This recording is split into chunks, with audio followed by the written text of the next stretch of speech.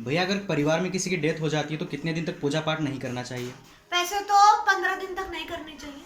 बाकी अगर हिंदू धर्म से आप संबंधित है तो आपको कम से कम 1 महीना और 15 दिन तक और 25 दिन तक, मतलब 1 महीना 25 दिन तक नहीं करनी चाहिए।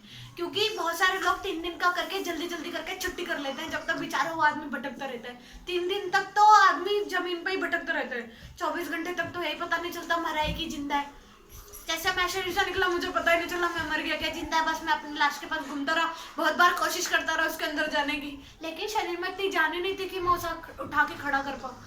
तो कम से कम 1.25 महीने तक आपको नहीं करना चाहिए। जो भी नियम परहेज है आपको सात्विक रहना चाहिए, ताकि जो अभी आपका प्रिय मरा है, घर का सदस्य जो भी है या कोई बाहर का भी मरा, अगर आपसे उसके अच्छे नाते हैं तो आपको उसके लिए मौन करना चाहिए। ज़्यादा से ज़्यादा जितना दिन तक आप कर पाए, ज़्यादा से ज़्यादा 1.5 महीना, 1.25 महीना या फिर 2 महीना और कम से कम 5 दिन तो आपको मौन करना चाहिए, ये मेरे अनुसार, ठीक है।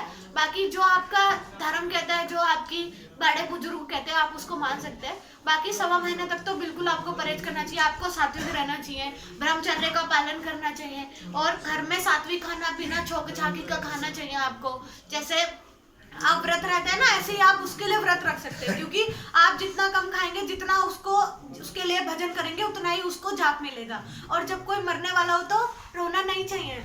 कोई रोते रोते वो बेचारा मोहवश बन के आपके पास ही रुक जाता है, वो जा नहीं पाता।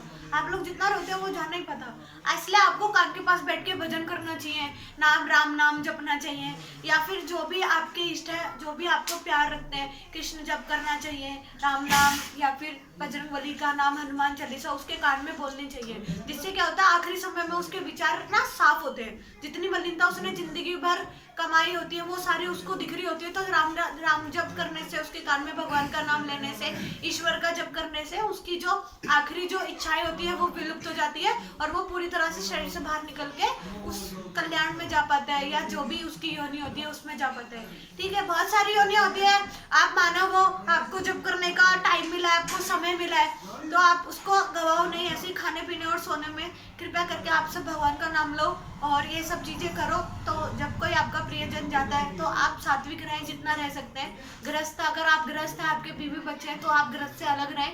अगर आपका कोई प्रियजन, जैसे आपके पिताजी जाते हैं, तो आप कोई भी एक बेटा पूरा मान उठाए, वो पूरा ऐसे ही एकांत रहे, महिलाओं से दूर रहे, अपने मम्मी का बना हुआ खाना खाए, मम्मी के हाथ का, और ऐसे ही बहुत जितना सात्विक, जितना सीधा सिंपल रह सकता आदमी, उतना ही रहना चाहिए। उसे ज्यादा चीजें नहीं करनी चाहिए। आजकल लोग क्या, समय नहीं मिलता, गाड़ी में ले गए आदमी को, जला दिया और घर आ गए, 3 दिन परहेज किया, चौथे दिन खाया पिया मौज ली, ऐसे मुक्ति नहीं होती। इसलिए तो सब प्रेत बनते हैं। तो कोई भटका ना, इसलिए कम से कम 1.25 महीने का परहेज करें आप, ठीक है।